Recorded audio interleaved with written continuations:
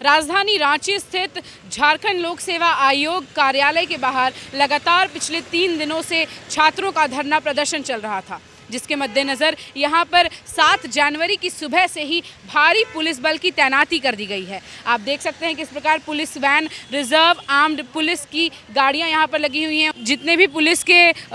जवान थे उनकी भी तैनाती यहां पर साथ साथ कर दी गई और सुरक्षा को देख कर के जेपीएससी को यह लगातार भय सता रहा है कि छात्रों का हुजूम किसी भी वक्त यहाँ पर उमड़ सकता है और कार्यालय को किसी भी प्रकार की क्षति पहुँचा सकता है। जिसके साथ छात्रों की मांग है कि जेपीएससी अध्यक्ष की जो पद खाली है अगस्त महीने से उसे जल्द से जल्द पूरा किया जाए और छात्रों की जो मांग है जेपीएससी की परीक्षा को रद्द करने का, सीजीएल परीक्षा रद्द करने का, उसे लेकर के सरकार जल्द से जल्द कोई कड़ी कार्रवाई करे। इसी के साथ छात्र यहाँ पर लगातार 3 दिनों से धरना प्रदर्शन कर रहे थे। इसी के मद्देनज़र पुलिस बल की तैनाती कर दी गई। मैं आपको बता दूं कि ना सिर्फ मेल पुलिस जवानों की तैनाती की गई है बल्कि यहाँ पर महिला जवान भी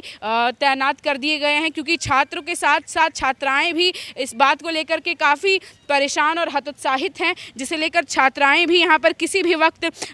भारी संख्या में आ सकती हैं और सभी छात्र यहाँ पर अपने गुस्से को जाहिर कर सकते हैं, कार्यालय को क्षति पहुँचा सकते हैं। इसी को लेकर के